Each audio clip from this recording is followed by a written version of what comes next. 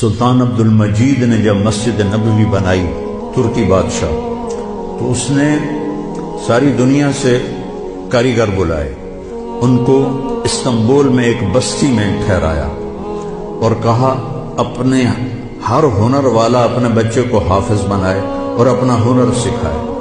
تو سب نے ایک ایک بچہ حافظ بنایا، اپنا تعمیراتی ہنر سکھایا، تو 3000 حفاظ اور کاریگر تیار ہوئے۔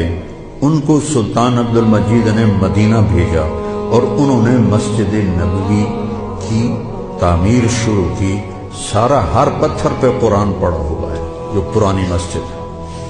اور جب کوئی پتھر رکھتے تھے اور وہ تھوڑا بڑا ہوتا تھا تو وہاں نشان لگاتے، وہاں بھی تراش سکتے تھے تیشے کے ساتھ، نشان لگاتے۔